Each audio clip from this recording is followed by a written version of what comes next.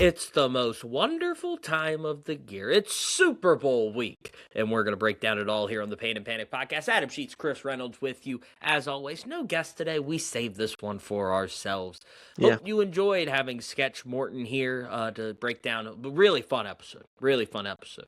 Way more fun than we ever have just the two of us, right, Chris? That's the way it was supposed to be said there. Adam's so mean to me. Chris But thought no, a lot of fun. More of a goofy one. yeah. You know, way of looking at the Super Bowl, but we're here to really dive into the actual game. Look Yeah. at it in a more normal sense, less of a jokey sense, but it was a lot of fun.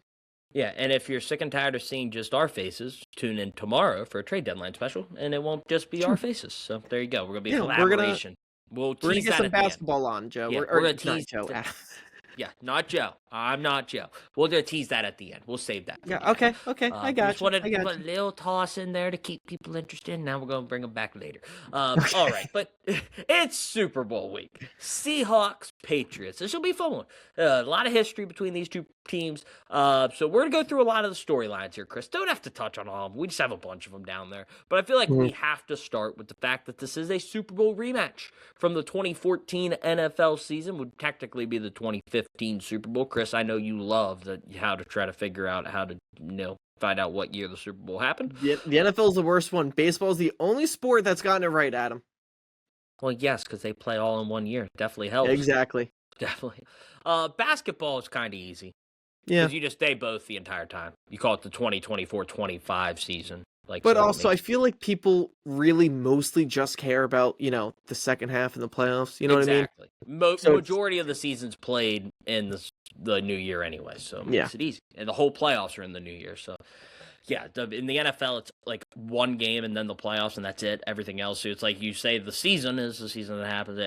It's confusing. That's why you just almost have to go by the Roman numerals. That's normally how you have to do it. But Patriots, of course, won that one 28-24. It was an epic one. Malcolm Butler's interception.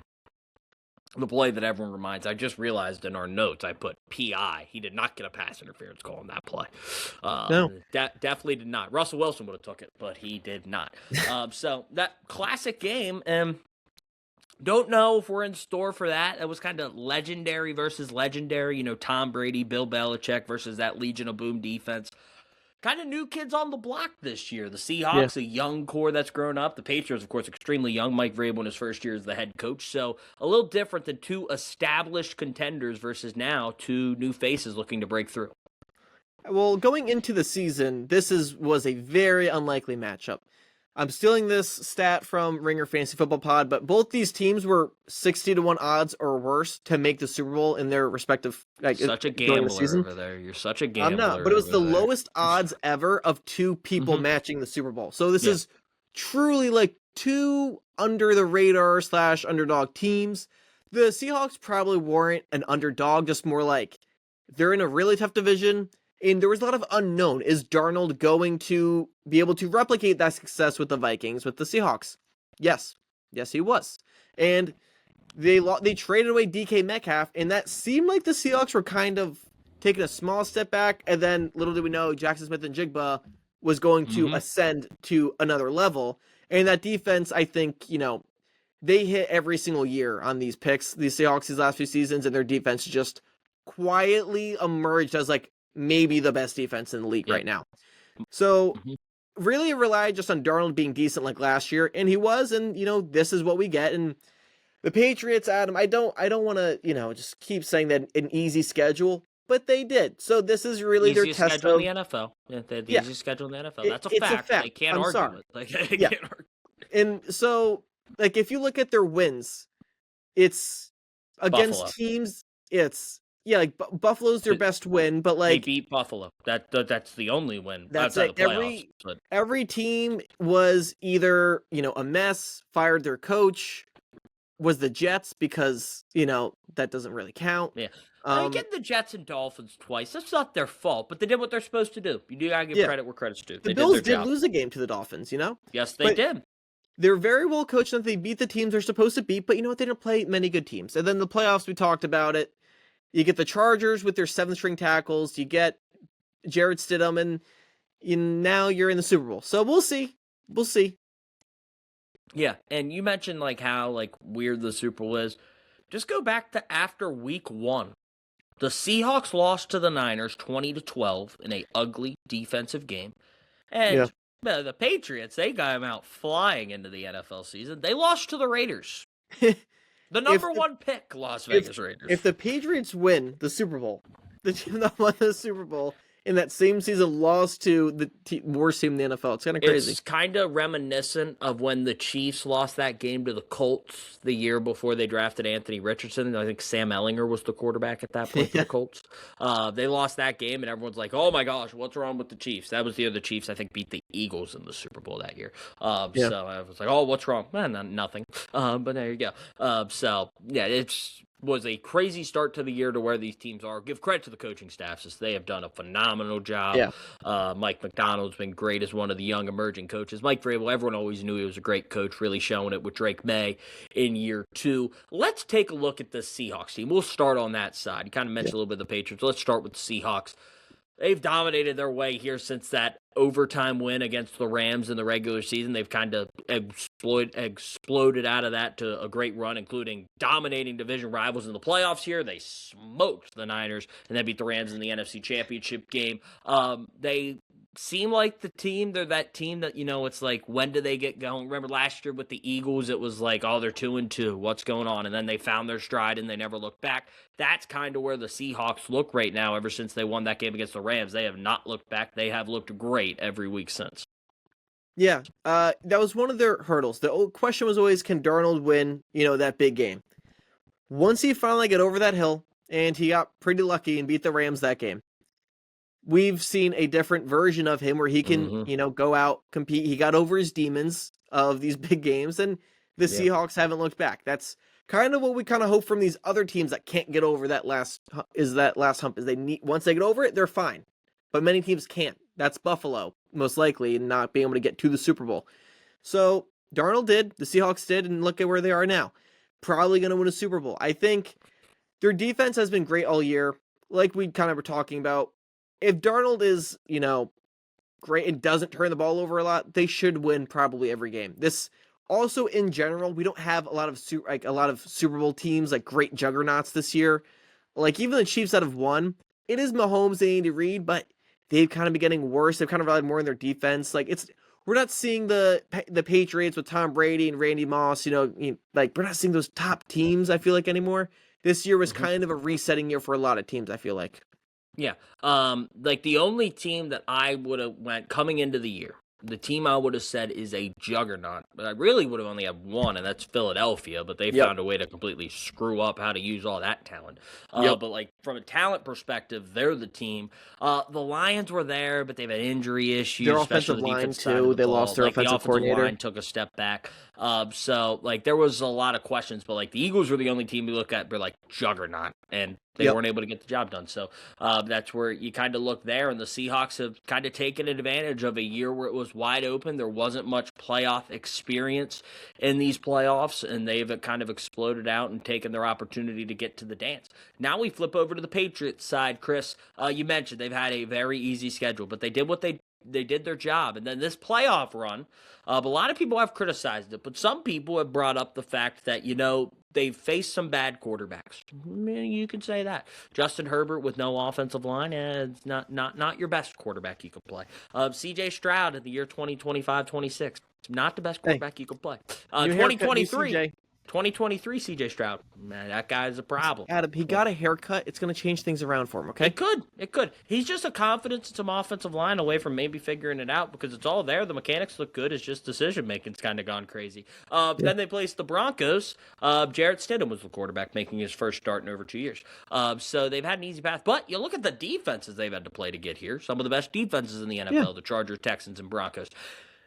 Pushback on that I'll give is the offense has not looked great throughout these playoffs, and now they're facing another great defense in Seattle, which will be a big test for sophomore quarterback Drake May. Yeah, I mean, I think Drake May is great.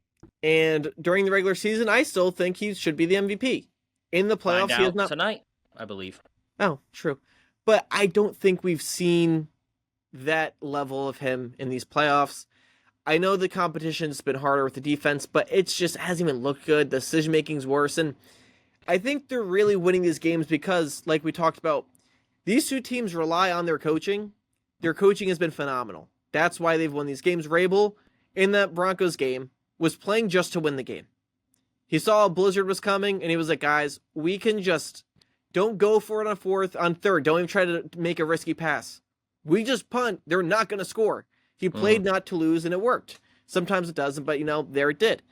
And the Seahawks, I mean, we've seen an offensive explosion the last few years, but the defense is coming back, and Macdonald's kind of been at the forefront of defenses coming back around. He's led this defense with his schemes the way they've been. I would say they're my second best defense. Some people probably have them first. Probably better secondary than Houston, but Houston's pass rush was, probably the best, like their defensive line specifically. Adam, thoughts?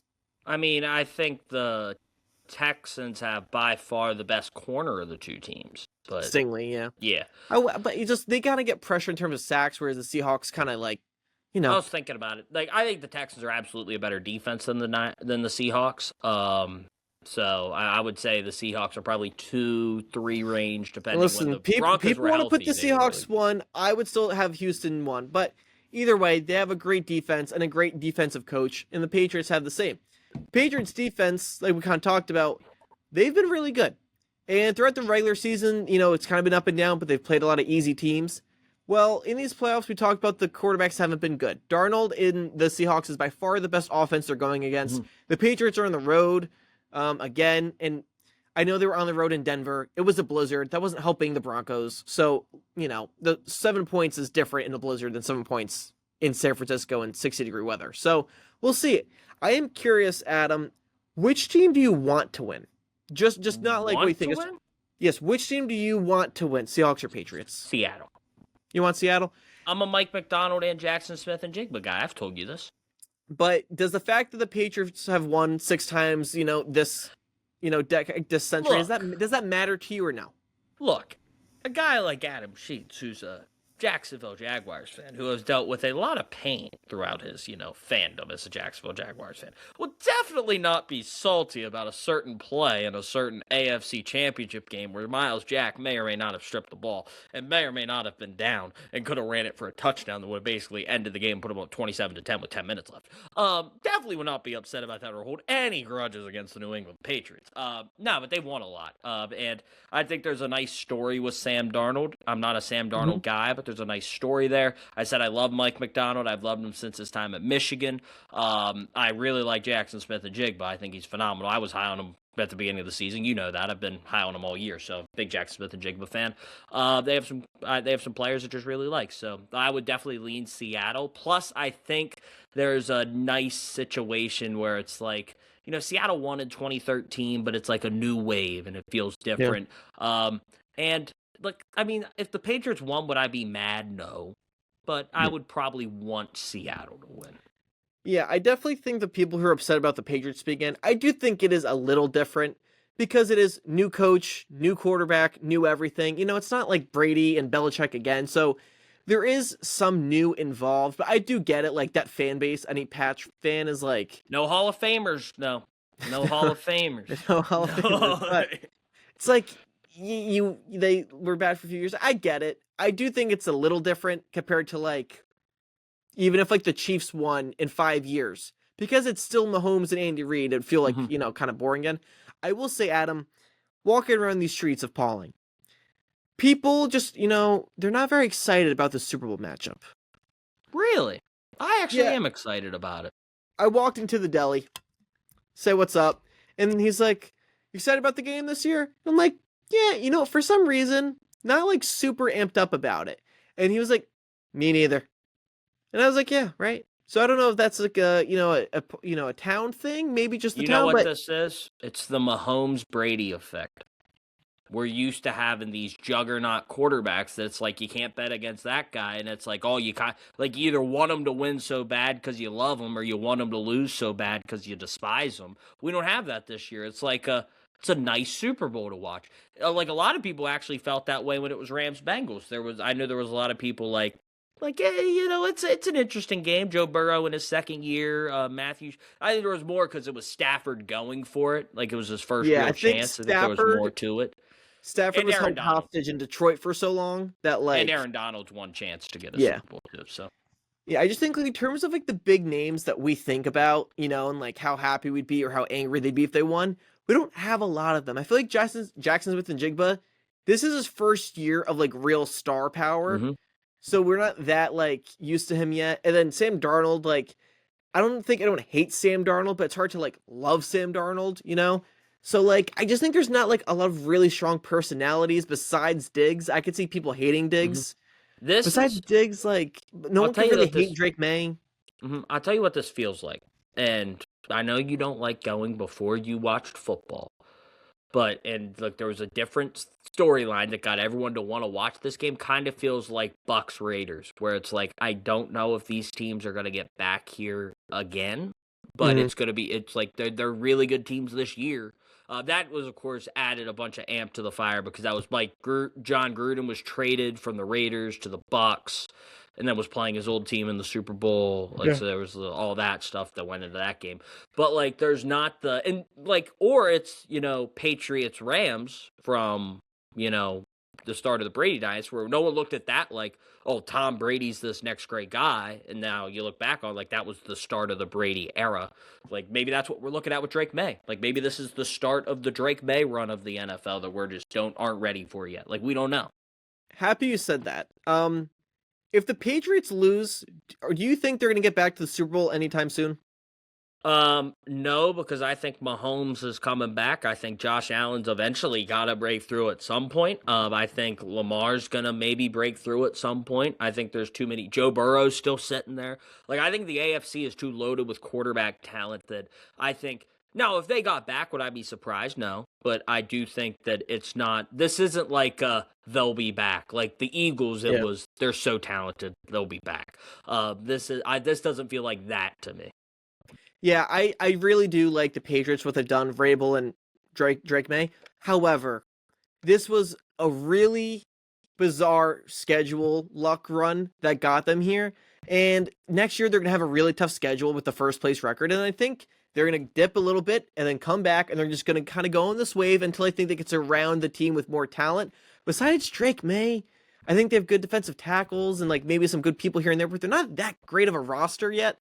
So I'm kind of amazed they made it. I think they're definitely at least a year early ahead of schedule. So I think it's going to be a little bit before we see them again. But sometimes that doesn't come. Look at the Bengals. We thought they were, going to be back. One to look at. Yeah, the Bengals. They had this fun young quarterback in Joe Burrow, and then they haven't been back to the Super Bowl once. So a lot of people that's what we could see. The Jared Goff rendition of the Rams would get back. And they never got back, and then they had to go get Stafford to go do it. Yeah. I think what's different for the Patriots is the team isn't really that good yet, but they just got their young quarterback. I think the Bengals had a lot of things in place that were leaving, and I think the same could be so with the Rams. Like Gurley kind of fell apart after that, and they lost other pieces, and Goff wasn't that guy, and they changed stuff around. But the Patriots. If they had anything, I think it's an improvement. It's not like they have like a good older roster with a young quarterback and they might lose some defense. I think they're kind of starting from scratch. We missed the obvious one. Why are we talking about the Jared Goff Rams instead of talking about the Aaron Rodgers Packers? That is the obvious one sitting right there. Everyone thought Aaron was going to go on a run, and he never even got back to a Super Bowl. He's only been in one Super Bowl? Yep. The year they beat the Steelers. He's never been back. Yeah. That's honestly a big one. This is a different guy, and I know people like Rodgers more, but Breeze only made one, never been back. Yeah, but Rodgers was always the golden child, this is the most talented quarterback we've ever seen, and for him to win one the way they did, then the next year they went 15-1, and they ended up losing in the wild card round of the Giants. That was the then they justified it the next year until the playoffs, and then it was just a series of heartbreak for the Fighting Joe Tumans. So can I just take a personal moment here on the podcast too? Here we go to the Saints. I need to make a public announcement. As a Saints fan, can we please appreciate and respect Drew Brees making the Hall of Fame? No one is going to talk about him because all the attention is going to Bill Belichick not being in. Well, they'll talk about him when he gets in June. Even their whole ceremony, all people are going to say is Bill's not there, and people aren't going because Bill Belichick is not there. Yeah, I saw that. Yeah. Yeah. So Jimmy the Johnson's fact that not Drew going. Brees, who is truly one of the all-time greats, usually is overlooked, mostly because Brady was in the same era as him and Rodgers, and he came this era of other great quarterbacks, but Brees and Manning, I know. Well, the thing with Manning is because Drew Brees beat Peyton Manning head to head, I don't actually feel that, threatened by Peyton Manning. But it's called the Brady and Manning era of the NFL. It's just the Brady era. I'm sorry. It's, that was Manning, a real thing. Like I know. But I love Peyton Manning more than I like Brady, but Brady kind of owned the century so far. But anyways, Drew Brees has always been overlooked. He gets into the Hall of Fame, and the whole narrative is about Bill Belichick not making it. And that's that's just the status quo for Drew Brees, is he does things and some patriot overshadows whatever he does. And that's just how it goes. And it's really upsetting. Drew Brees, I see you, I respect you, and truly one of the greats. And I miss him, Adam. Or we can continue with the rest of the podcast. Just want to get that out there. Yeah, but there's been a lot of quarterbacks that that's why the NFL stands for not for long. Everyone knows that. Yeah. So you can't just bank on there to be back because the Patriots had to have so many things go their way. And I'm not saying they got a favorable path, but they did have the easiest schedule in the NFL. They did get a favorable path where Patrick Mahomes was not in this playoffs. Joe Burrow was not in this playoffs. Lamar Jackson was not in this playoffs. They didn't have to play Josh Allen. Exactly. So they avoided the big fish of the quarterback rankings. They got Justin Herbert, but there were a lot of other things going on, and Herbert hasn't proven to be a good playoff performer yet. So they've got so many things. You'll eventually have to probably go through a Mahomes, a Joe Burrow, a Josh Allen in the playoffs to get there. And maybe they can do it, but it takes so much to get there that you can't just guarantee. The Seahawks, same thing. That division's loaded. The Eagles are going to be coming back. The Lions are probably going to bounce back. The Packers are going to get healthy and get better. So there's so many teams in the NFC as Bears well. Bears are rising. The Bears are coming up. The Vikings are a young team. If they can figure out the quarterback situation, they've proven they can go once they get a quarterback in there that can play well, whether that's Tyler J.J. Shuck, McCarthy another one on the rise. Yeah, Tyler Shuck. Bryce Young had a great year. We talked about it when we did our coaching. The Falcons could be a scary team out there in the NFC South. So there's so many teams that you can't guarantee you're going to be back. So I think, and I don't like to call out reporters, and I don't know the guy's name, so I'm technically not going to call him out. But did you catch the opening press conference of Media Week, which is a huge thing for the Super Bowl? Did you catch the opening question that Mike Vrabel got in his first press conference? Is this a must-win game? I did not see that one. Mike Vrabel's response was, Mike Vrabel's response was, I kind of feel like, if you're in the Super Bowl, it's always a must-win game. It's literally win or go home. What do we mean? Is it a must-win game? Maybe the thought is, because the team is young and on the rise, this isn't your last chance to win one, but that is a ridiculous question. He's not going to lose his job if they get fired. Yeah. He's not going to lose his job. They're not going to make drastic changes to the roster. Yeah. I agree. I agree with you, Adam. That was a bad one. Yeah.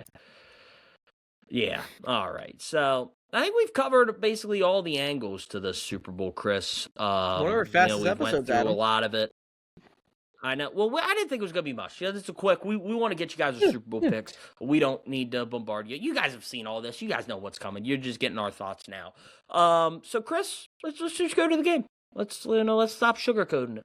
Who do you think is walking home with to become the 60th Super Bowl champion? Hoist up that Lombardi. Who's going to do it? Just like the Seahawks-Broncos game, I think this game is going to be a Seahawks dominant win. Their offense is great, and their defense is even better. I think the Patriots aren't going to be ready for it. Drake May is great, but hasn't played great in these Super Bowl game. I'm predicting a blowout. I think the Patriots definitely going to win, or definitely going to get blown out, rather. I have Seahawks winning 34-13. I think Darnold's going to win Super Bowl MVP. Not that he's their best player, but I think it's going to blow out to the point where Darnold is just, doing a little bit of everything to where they're just going to give him the MVP because he is the quarterback. So I think that's how it could go.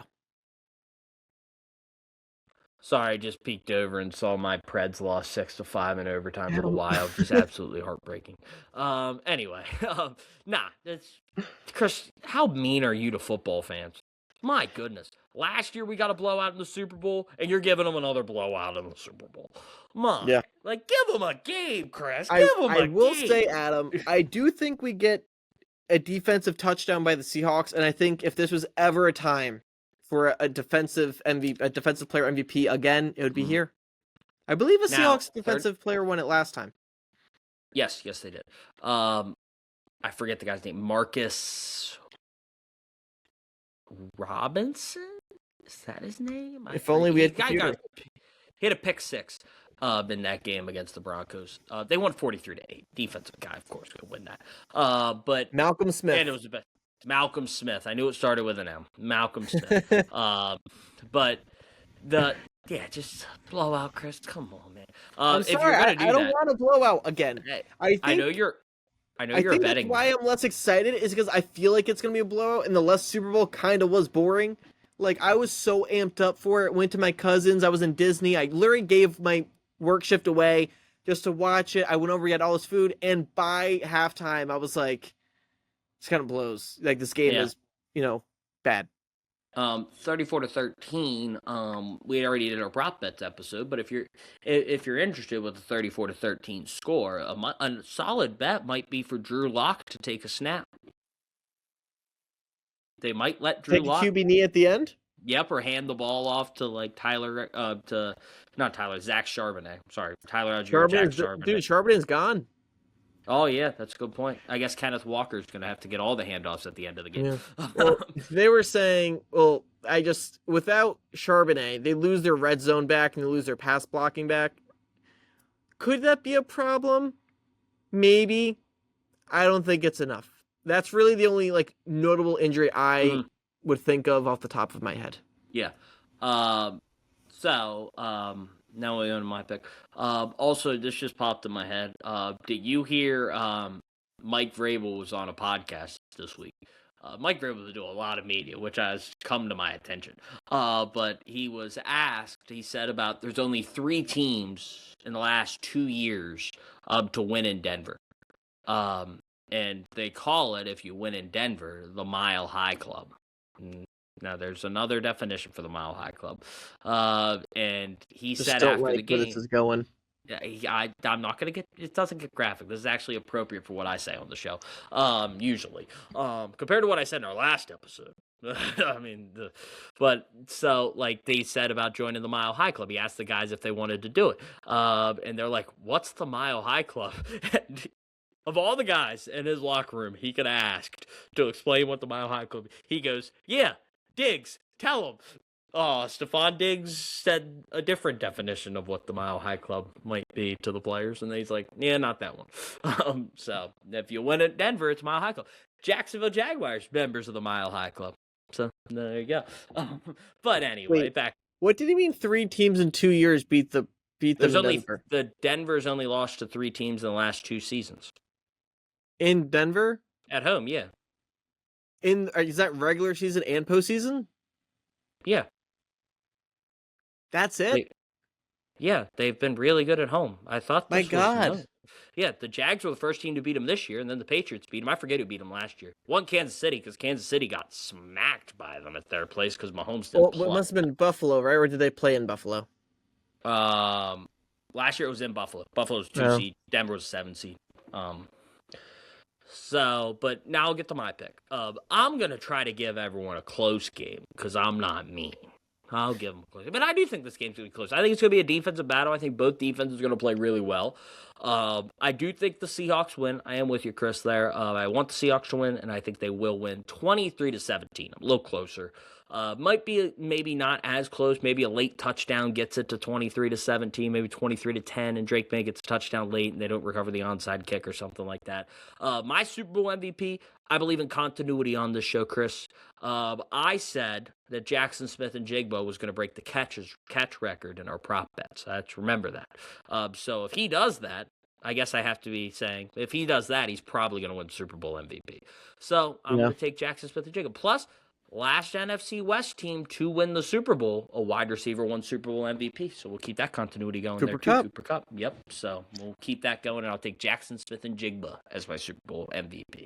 I think Jackson Smith-Njigba could win it because I think people do realize that he is that good, and I don't think many people think Darnold's that good. Especially in force feeding Smith-Njigba. Like, if it's a lot of Sam Darnold force feeding him. For a receiver to win it instead of the quarterback, it's kind of a tough formula. It has to be a game where there's kind of like not that much passing, but when there is, it's only kind of that guy. And also, you need the quarterback to kind of be bad otherwise, where he has to throw at least an interception and, just not look great, but only to that guy. So I think it's possible to have an Darnold game, but JSN could get his numbers. Yeah. Or he just has to have the memorable play. Santonio Holmes, game-winning touchdown catch in the Super Bowl, won Super Bowl MVP. True. I just think my prediction is that's going to be more closer to a blowout. When that's the case, you're not going to have any real defining plays. So I don't think it's going to go the way, but I could see if it's close, I could definitely see it going to JSN. I'll tell you now, if it's 34-13, I actually would lean a defensive player. I was thinking that too, I could easily see just one defensive player scoring a touchdown and maybe they just give it to them if it's early enough in the game. But even that, I think Drake could have a couple turnovers. Guy gets 2 interceptions or something like that, and I think all the other stats don't stand out. A lot of sacks, a lot of turnovers, or I think if there was going to be a safety, we could see that. I didn't say yes, but I think it's possible. Safety. Chris, I said yes. Adam, by the way, maybe Vrabel said that before the Broncos game because last year was the Steelers and the Chargers won in Denver. So he must have told the guys before the game that 3 teams had won there, and then they said, now "What's it's the Mile High Club?" Yeah, so just want to be, historically correct. Yeah, go check out the podcast clip. Don't listen to us. Go check out other people's podcasts. Is that good listen to our podcast us, too, and tell your friends. Is that good marketing for us, Chris? Yeah. Go check subscribe, like. All right. So before we get out here, Chris, I believe you have something fun going on tomorrow that I sadly won't be able to join. I'm totally not avoiding it because the Jazz have made a bunch of moves this deadline. But Adam, Chris? This has gone on long enough. We were supposed to be a podcast that talks about all professional sports. We have neglected the NBA. For good reason. Yeah, for good reason. Because the beginning of the year isn't that interesting, honestly. Especially when OKC was just winning. Yeah, at one point you thought they were going to break the wins record. They already are disqualified from that. I know. Well, there was a point where they were on pace to, and, kind of happy that's not happening. But the NBA is in a weird spot to where there's too many games to where it's not like the NFL, where you don't feel the pressure to watch these games all the time. But it's not like baseball, where it's nice and easy to have on in the background. Baseball, you kind of just sit, have it on, kind of relax, and the game's on. You could poke your head in, see updates. Basketball is just non-stop scoring, and I think the more you score, the less valuable it is because each point means less, And back when basketball was 90 points a game, it was kind of tough to get a basket. It was cool to see a 3-pointer. Now it's not, and I don't want to sound like an old head at age 23, but it is to the point where there's just so much scoring. It's kind of hard to feel this pressure or tension until the very end. So basketball's in a tough time, even though we still love it. But the best thing that the NBA has over any other league is the NBA trade deadline and their offseason. Whoa, Adam. Whoa. The baseball trade deadline clears. The baseball trade deadline clears. No. Because here's the thing. You have all-star players on the move every baseball trade deadline. Every single one. You do, but you have that in the NBA. Okay, every baseball trade deadline you're guaranteed. Not every NBA trade deadline. Here's the difference. In the NBA, when these players get traded, they end up playing together and meshing together, mixing with other teammates. Baseball, they kind of all play independent of each other. It's not as much teamwork involved. It's different when it's Trae Young throwing Anthony Davis a lob alley-oop. That's different. Man, but, on a 20-win Wizards team. Let's go. I know. I'm just saying, though, we get to see these different stars that in our mind for so long, Trae Young, Hawks, and Davis was mostly Lakers. Now they're in the same team. That's kind of crazy. So that's kind of what basketball has, is it does feel like I'm 8 years old. I'm playing NBA 2K. I turned off the settings and I am just making random trades. I love that. I think that's what basketball has is they might be the best sport in terms of having individual like star power, and they're on the move so often, sometimes too often, I'll give you that, but it is cool to see these players end up on the same team and then break apart. There's more relationships involved, there's more drama to that. I think it makes it interesting, and already we've had Anthony Davis traded, we've had James Harden traded, Jaren Jackson was traded. That's what, you're a Jazz fan, so we talked about that. But tomorrow, Joe Tuman and I are going to do a, recap / breakdown looking at some of the moves once the deadline's done. Mostly because there's one domino that still has not fallen. And that is the biggest, scariest, largest of them all. I don't think he's getting moved. I don't think Giannis is getting moved either. I think the Bucks are smart, and I think Giannis is smart where he knows his options are limited right now. And the Bucks know their return is limited right now. So they're going to wait till the offseason. I think they both are in agreement there. Whether he plays again for the Bucks or not, that's a different question. He could just sit out the rest of the year with an injury. So yeah, I also think if you're trying to win right now, Giannis has had 2 calf strains this year. Well, not great. Well, let's He definitely had the first one.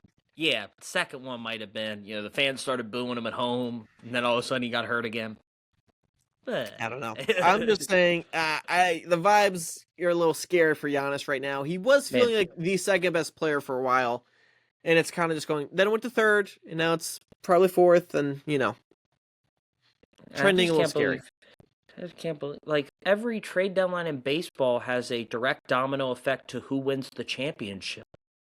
Every year, there's a trade deadline that teams play in the championship, and it's this trade deadline acquisition was huge. We don't see that in basketball. But I think the names that get traded, or I just think names in basketball mean more than baseball. Well, yeah, for people who watch basketball. But no, but I just think, in general, basketball players are more popular than individual baseball players. Well, yeah, you also talk to players who are way past their prime, and James Harden. Yes, but you know what? I think my mom would know who he is. I don't think she's going to know who. Give me a big MLB player who was traded at the deadline. Skubal? I don't think my mom would know who that is. Well, does she watch baseball? She watches doesn't involve the New York Mets. She watches the Mets, but yes, this is. I'm not trying to say something profound. I think it's pretty normal senses. Basketball players tend to be more popular than most baseball players. I know, but let's think. So we had Luka last year. What was the trade before that? Kevin Durant, was that year? Kevin Durant was 22. So we're saying the in-season trade? Well, yeah, because you said deadline. Well, I was saying their deadline. I was going to say and free agency, well, free agency's complete. Yeah, free agency basketball clears, of course. I'd give you that. I'd give you that. I just said in deadline, when you look at the moves made in baseball directly affect who normally wins the championship. Versus in basketball, the moves are made, and they normally never have that team win the title. I don't know if the Dodgers have made any, because the Dodgers are loaded. Who are they going to get? Let's go back to 2024. The biggest trades. The Mavs added P.J. Washington, which actually did help their title run. Yes, the Sixers got Buddy Hield, which I actually liked. Just they didn't get out. They lost to the Knicks that year in the first round. Yep. The Suns added O'Neal. However, Royce O'Neal. What a move, Royce O'Neal. I love Royce O'Neal. The Thunder added Gordon Hayward. He was an All-NBA guy. Yeah, back in Utah in 2015. Yep. That was really it. It was really P.J. Washington was the biggest one. And there are big trades in basketball. I just said directly to the deadline. I think basketball trade deadline better than the football trade deadline for sure. Because most of those moves are waivers and signing free agents in the middle of the season. You normally don't trade guys because cap hits. It's horrible. Yeah. I think deadline, you could say baseball has more because of there's always a release. Plus, more players are traded because in baseball you literally sell. It's not like you're selling to tank. You literally sell to save money. Yeah, because it's different. Basketball definitely, I think, has the most fun player movement, especially because they do mix. And I think that's more fun, is that you directly see one player's whole play style could change based on who he's around compared to baseball where it's more individual. Yeah, plus the best teams never make trades. It's kind of sad. Does feel that way. The Thunder got Jared McCain. I don't know where Thunder could just trade for Giannis, and I'd actually be happy. Honestly, I think that'd be fun. But someone made a good point. They said Giannis to Houston, like that could actually make that work. Where you play Steven Adams for him. Yeah. Well, Şengün would have to go. I'm sure, but like with Giannis, like if you look at Şengün, Giannis is better than Şengün. Like, I know, but right now you have like this young team with this vet of Durant. If you get Giannis and Durant, it's fun, but you're losing like your whole young core, and then you just got like old guys again. You kind of lose the future. Do you want to win now, or do you want to wait? Because they have a young future of their team, but they're not young and more future than the Thunder. But if Giannis gets hurt, I mean, you're just kind of done. Like, you know. Yeah, Giannis also isn't old. Like, can we remember that? Like, he's like what 31? I was kind of talking about this with Joe, and I was gonna save it, and I'll make a short out of it, I'm sure. But like, I love Giannis. He's one of my top 3 favorite NBA players. His amount of injuries are starting to rack up now in recent years of little things. Never a big thing. But when he won the title, I remember he looked like a bad injury against the Hawks in the conference finals. He missed one game, and then he was back looking like the best version of himself. And he was like LeBron in that he was feeling immortal. And then the next few years, he would just, against the Heat, he got hurt. And then the next year, had another injury. And it just kind of, they keep piling on now. And he plays, so aggressive, so physical, and you age quicker like that. He does take a lot of hits, relies on his athleticism. I don't think he's going to age gracefully. Yeah, but he change his play style. He just have to change it. He can adapt. I mean, it's not that hard. I think it's harder for him to adapt than LeBron because LeBron now he would become playing on the block. He'd be more of a post player. He'd be I know, but part of Giannis is just him in transition is just something different. Getting him the ball with speed. Look, there's the team that should make the move, but they probably won't because they care about loyalty or whatever. And it's the Warriors. Get rid of Draymond. They should do that trade. That'd just be fun. Draymond, Kuminga, picks. I mean, does Jimmy have to be in that trade or no? I don't know. That contracts would have maybe would have to make that work. But Giannis and Steph seems like a match made in heaven. Do you remember the last time they played together? Giannis and Steph, that would have been an all-star game, of course. Yep. And Steph created that infamous lob. He bounced it where he bounced real high. In the air. Yeah. And it was like, Steph put it way too high. It's going over the backboard. And Giannis reached up so high and got it. And that was like, probably peak like. I know people said the Sixers. That one makes no sense to me. I don't like it. Because Giannis and Embiid wouldn't fit together.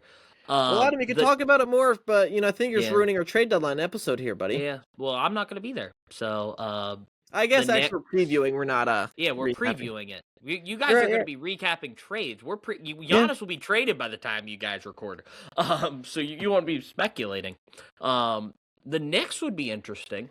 There was a discussion. They kind of hate Cat though so much right now. That's the thing. They don't like Towns. That would be the move. Karl Anthony Towns would be in the trade. I just don't even know what the Bucks want. They don't have their own picks. They don't have incentive to tank. That's why the Rockets make sense because they have picks and they have some young assets. The Thunder of course have a bunch of them, but they're not going to make that move. Apparently the Warriors have picks, and the Lakers in the offseason are interested in doing it, but they can't during the season, so I don't know. Yeah. Because LeBron's contract is kind of blocking everything. Do you see that LeBron's going to be staying with the Lakers throughout the season? I'm like, really? Wow. There's no way he was getting... Can we stop, acting like LeBron was getting traded at the deadline? Who is that? Yeah, that was never happening. With contracts and that, never happening. But, nah. Well, that also, LeBron doesn't ever want to get traded. It looks bad. Yeah, because then it's the team doesn't want you. I guess there's the demand of trade, and then in the offseason, it's basically free agency. But LeBron's never done that anyways, because I think, he looks at it, Jordan was never traded, Kevin Durant technically didn't leave Golden State. He got traded from Golden State. It was a sign-and trade. That one's a little different. He did leave. D'Angelo Russell came in. He actually left them and tried giving the Warriors something. It's like, thank you, bye. See, that's the nice thing to do. That's the nice thing to do. But no, it's been a fun deadline. Maybe the Jazz will trade for Giannis. Seems like they're all in now, so I might as well get a bunch of power forwards. Yep, put Laurie, keep Walker Kessler, keep Laurie, keep Jaren Jackson Jr. They can put Ace Bailey at the 1 at 6'10". Yeah, this. I was gonna say, so Ace Bailey's he's listed as a guard, but he's 6'9". I haven't kept up with the Jazz, so how's he been? I don't get it. He hasn't been bad. He's started a little bit. He's battled some injuries, but like he's solid. He's a rookie. He's got a lot of development to do. But yeah, that well, the whole really point hyped up. The whole point was going to be in a bad team. Who's going to get to develop? Now they're trading for Jaren Jackson Jr., who's just going to eat up some minutes, and now it's going to be a problem. And they might win games. It cost them AJ Debanta. I know Debanta's probably not the best fit, but he's from BYU. Jazz won't BYU boys. That's just how it works. All right? True. I'm just telling you how it is. But nah, that's for tomorrow. You guys can definitely recap all that. So it's going to be a joint podcast. We're going to be partnering with Trust the Podcast on that one.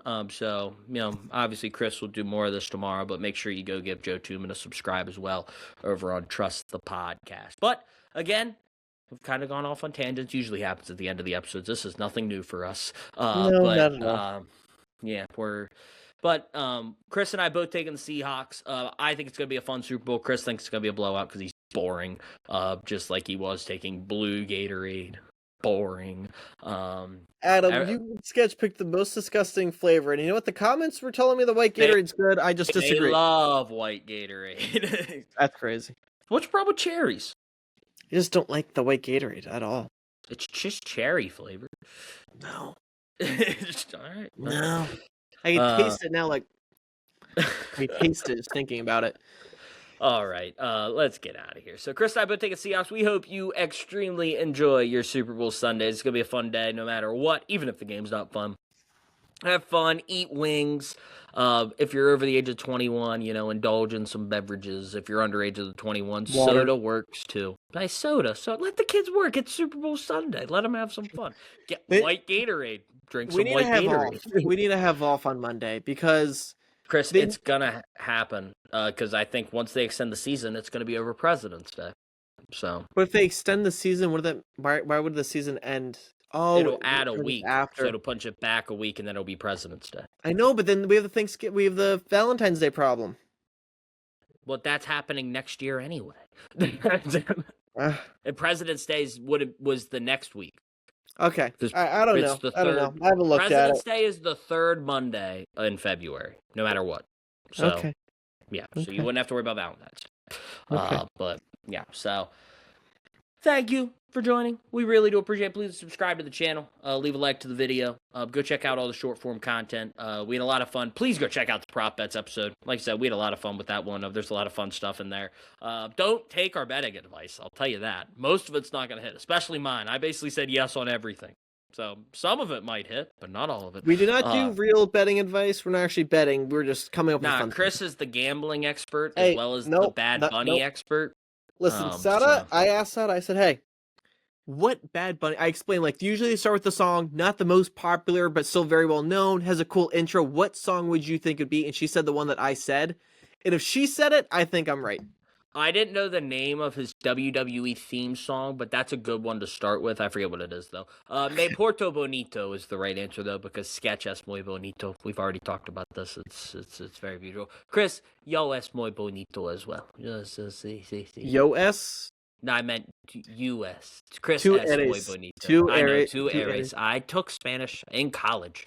You said yo es. I'm just, I know, I messed up. I was going to say Chris es muy bonito, but I said Chris yo. So, I guess got my slang in there a little bit. Igualmente. Yeah. All right. So, thank you. Enjoy Super Bowl Sunday, as I said.